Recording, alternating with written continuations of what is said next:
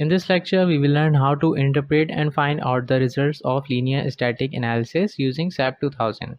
The linear static analysis we are referring to as the output or the results for the earthquake load we defined in lecture number 27. So we'll be using the same model we used in lecture number 27 in SAP 2000. The important linear static analysis or the seismic load results as we call it are base shear calculations and parameters utilized by SAP 2000 using the show tables option. In elastic drift check via show tables option, in elastic drift is calculated by the deflection which is given from the show tables option in SAP 2000, which we'll be discussing how to get this result or this value, and height from the base of the point at which we are calculating this deflection multiplied by deflection amplification CD and the elastic drift. The elastic drift is given from the SAP 2000. So this term and this term is same, so I'll just remove this one.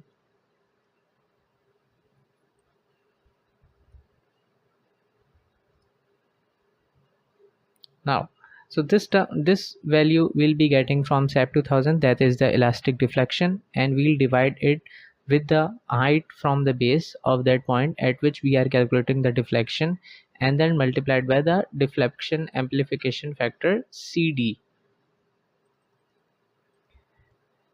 Now we go to SAP 2000. This is the model which we used in lecture number 27. We defined the earthquake load in X direction as well as in Y direction. The load parameters taken in earthquake are already discussed in detail in lecture number 27. The next thing we are going to make sure is that it is already defined in the load cases as well as load patterns.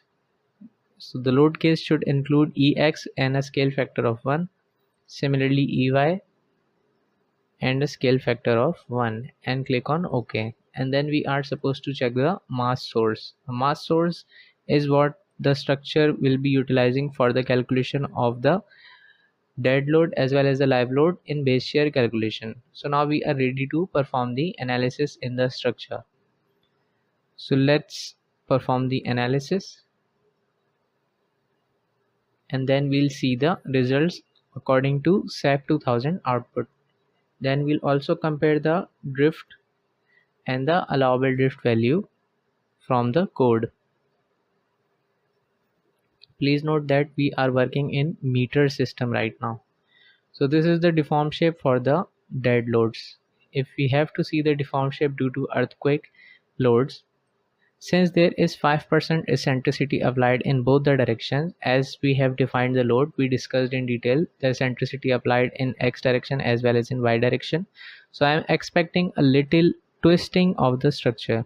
Let's go to deform shape, and yes, we have a little twisting of the structure due to earthquake application in X direction.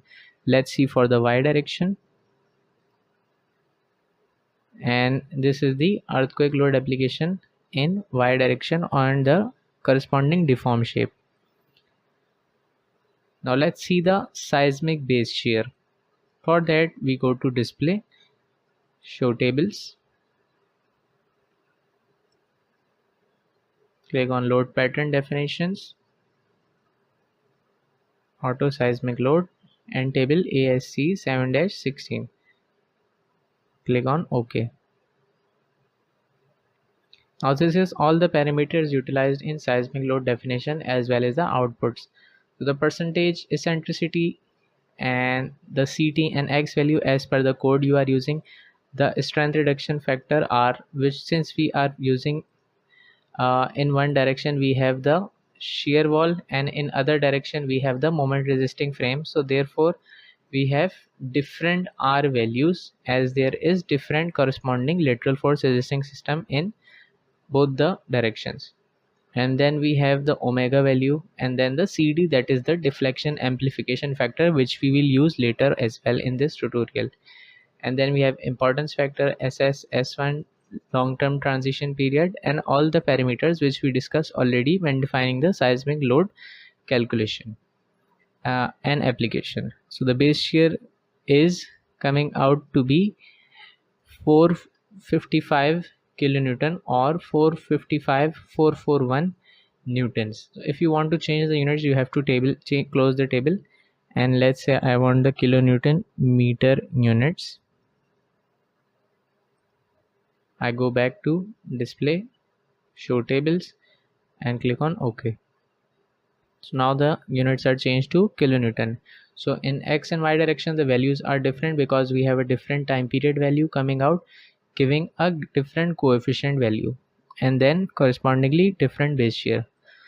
So let's say I want to check the drift results for the stories. In SAP 2000 it is a little bit different from ETABS. In ETABS we can directly check from the story shears, but in SAP 2000 we cannot do that. For this one we have to select the particular story. Since this story is having a height of 3 meters, from the base of the structure the height is 3 meters. This is an important point. The base of the structure is at 0 and this story is at 3 meters. I have selected only the points that are lying on this floor and go to display, show tables, unselect this one, and then go to joint output, displacement, joint displacement, and select load patterns as EX and EY only. Similarly, select load cases EX and EY only and click on OK. Now we are getting the U1, U2 as the translation in X and Y direction, which are the story deflection. We have to convert it into the drift using the formula shown in the beginning. Let's export this table to Excel. Please note that this is only for the first story, that is the part we selected in the structure, have at elevation 3 meters from the base of the structure. So let's save this file first.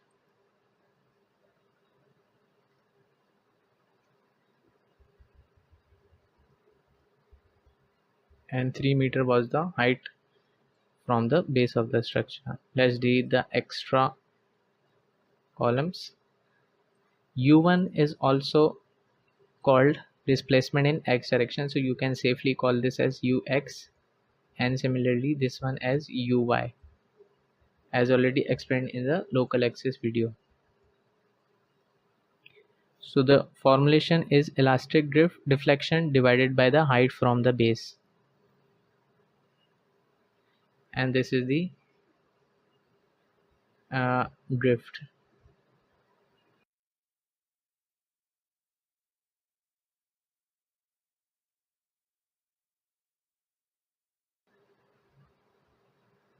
And this is drift is unitless. I'm inserting the formula. This value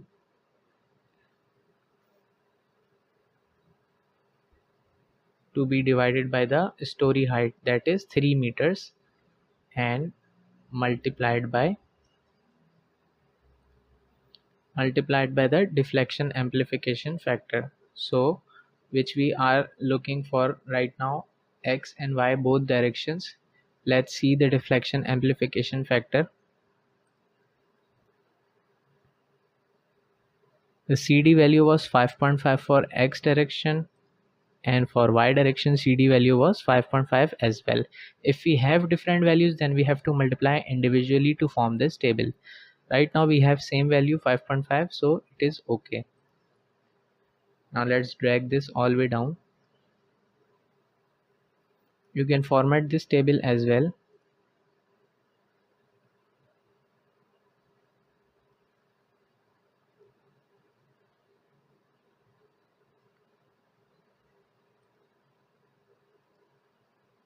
So I have set it to 3 decimal places only, and the non-significant values will be removed. And similarly I am going to do the same thing for the y-axis, divided by the height from the base multiplied by deflection amplification factor.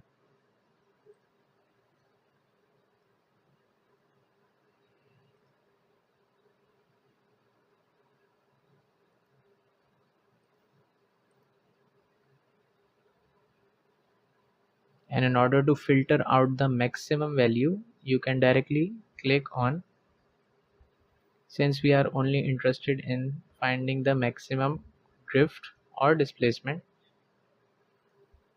to compare it with the code specific values. So I'm getting it as here 8.2%. Similarly for this one,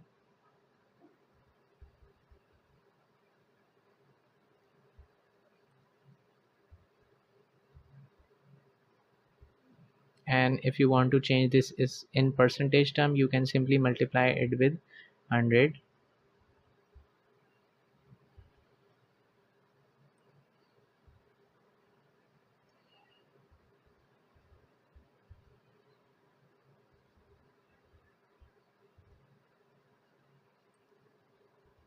This is the governing value, the drift governing value in x and y direction. In y direction we are having 8.2 percentage drift, and in y direction we are having 0.1 percentage of the drift. Now let's compare it with the code specific values which I have already filtered. Whatever code you are using, please be advised that this course is not really specific to any particular code, but the emphasis on the code is using how to calculate the results in SAP 2000 whatever code you are using. So just for reference purposes, my structure lies in this category 1 or 2, and the stories are less than 4 stories. So my limit is 2.5%, and we have already divided by the story height, so you can ignore this one. So 2.5 should be the maximum value, but we are getting 8.2%. That means we have to make the structure stiff in which direction? In y direction. That means my structure is very flexible in y direction, and it would be better to add shear wall in this direction as well. And it's very obvious in x direction we are having shear wall, so the drift is very low compared to drift in y direction. So now let's calculate the drift for the other story. So I have saved this result and close this one. So similarly sto for the story height at 6 meter, I am calculating the drift right now at story height of 6 meter. So I have selected all the joints on the story that is at 6 meter, and go to display, show tables. Make sure you have selected only EX and EY here, and click on show selection only here and click on OK. Now export this table.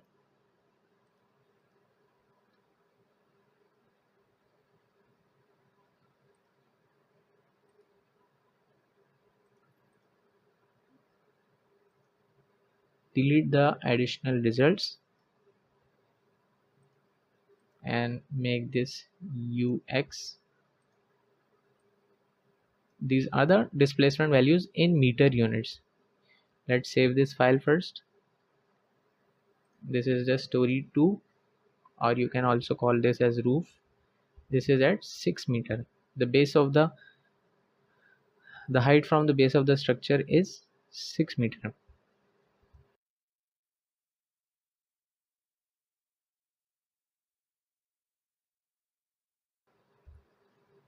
So drift have no units. Let's insert the formula. The formula is simply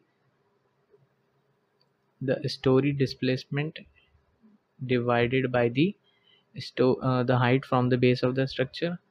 Please note that I'm using this same formula, elastic deflection, that is extracted from the SAP 2000, and divided by the highest form of this, that is 6 meter, into deflection amplification factor, which is 5.5 in both x and y direction cases.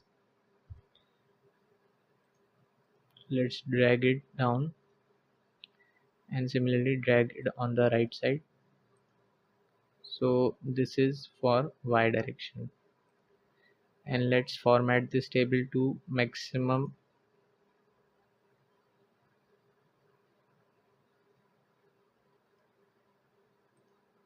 3 decimal digits. Now let's max out.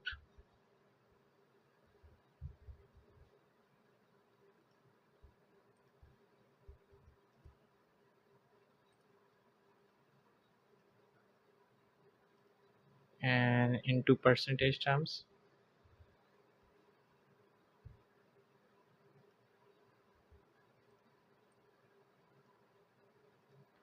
So these are my governing values, that is the maximum values in x and y direction.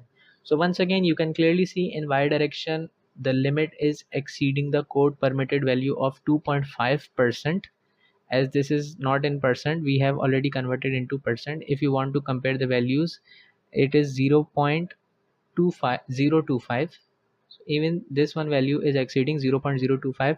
I have converted into percentage for simplicity. This is in percentage, so it is 6.18%, and this is the limit is 2.5% already divided by the height, so this term can be ignored as already explained.